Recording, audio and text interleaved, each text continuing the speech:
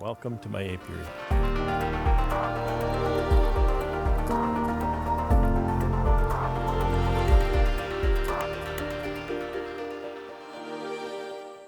Today's Tuesday, September 21st, 2021. It's a really lovely day. It's not that early. I've been having a hard time getting out of bed and getting moving.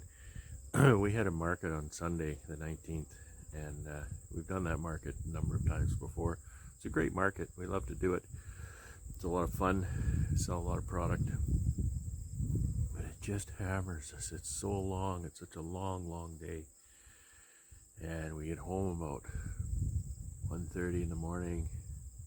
Kind of an old guy, and that's tough to do now. So I'm getting going today. Yesterday I did a bunch of stuff, and one of the things I did was mix up a tote of syrup. I got my little helper here, so he's going to help me put some syrup. I'm going to put some syrup on these little pallets I got here. These are nice little kind of half-size pallets, just the right size for the little helper, because you know he doesn't lift lots and lots of weight. So you see, got my other trailer here with my gas can, weatherman thing again. My gas can, because I've got ye old pump here, which is a really piece of crap, but you know, when you can get it started, it seems to do the job usually. So you can see I've got my tote of syrup all mixed up here. It's right full. That's probably a 1,000-liter tote, but I know I can get at least 1,100 liters in it, which is nice. And of course, it's been sitting here all night.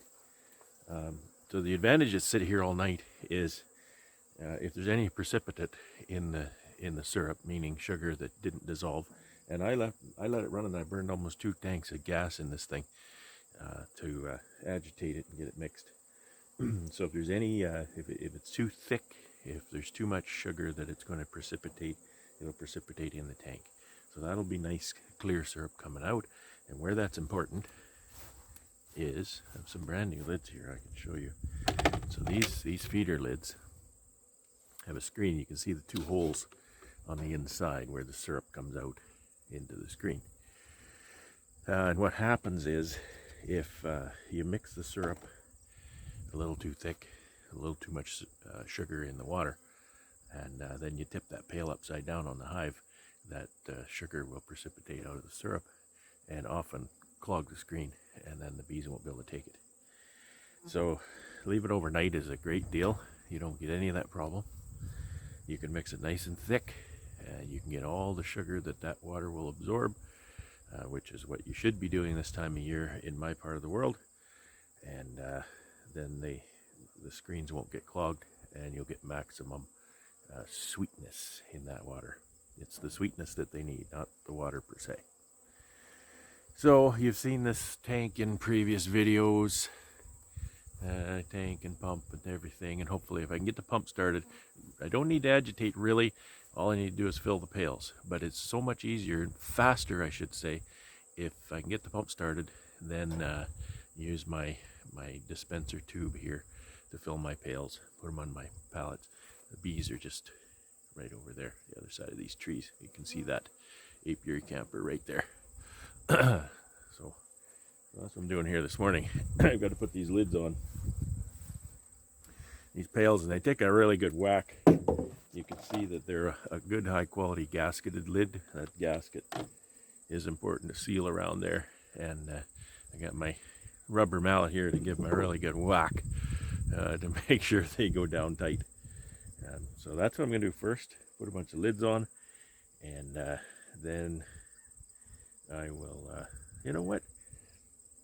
It's a little bit easier to fill if the lids aren't on. So I'm going to fill the pail, then put the lid on. And here's a tip though. Put the lid on. I'll get one of these pails out, it'll be easier to see. So this pail here, see how the handle sits here? And when you pick up that pail, you got the handle like that.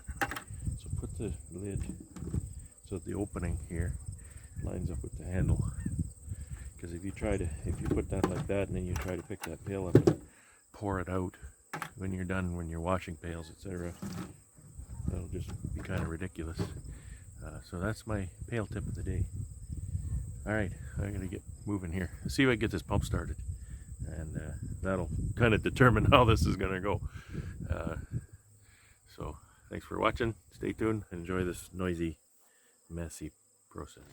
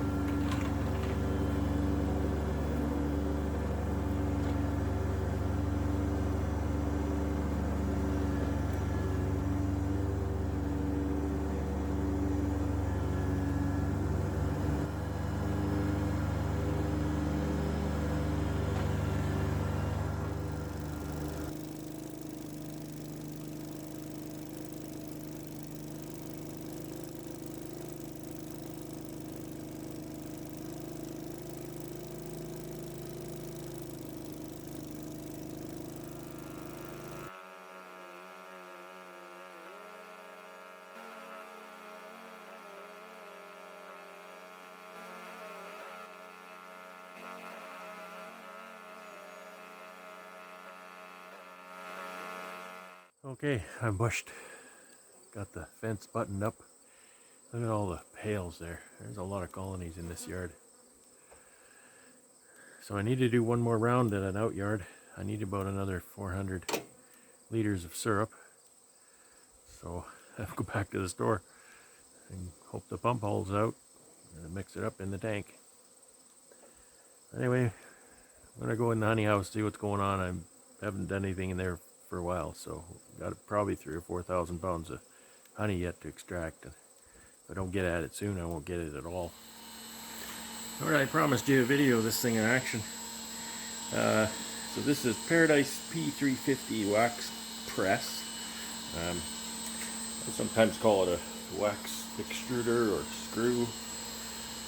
So what I'm starting with here is my cappings.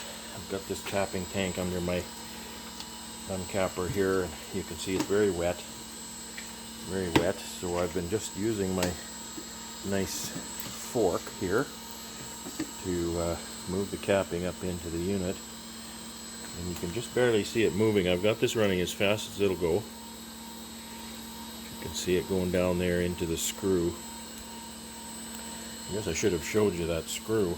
So what it is it's a fairly large auger, and the space between the flights is ever declining as it moves along. I made a complete mess of this thing, so look at it. So first of all, any any honey that's in the hopper could drip out here. And you see a little bit is. And then it starts its way down the screw here. And so the screw, as the flights get closer and closer together, it squeezes the wax, squeezes the honey out, and even squeezes some wax out, as you can see. You can see what it's doing better on the other side. So you can see the pressed wax coming out. Obviously it's not completely dry, but it's, you know, pretty dry, and it's compacted, which is nice. It's always hard to store. So here is the side where you can actually see the business going on. These trays, I had these trays set up level on the system, but they just filled right up and clogged almost immediately. So I thought, you know what, I'm gonna set them down there. It doesn't matter to me if some of the debris ends up in the pail. I can deal with that later. It'll settle in the tank. So I've just got this, you know, we've got the wax going into this pail. I've got another pail here for the honey. So this is working pretty good. It's reasonably fast. P350 means it'll take 350 kilograms of wax an hour. You know, so what's that? I don't know. It's over 700 pounds, I know that. So this continues to go down in there. This is very, very wet, and that's reflected on the output here. I could slow it down. That might dry up the output a little bit. So I could go on the control here. I got it cranked right up. So if I went to half speed,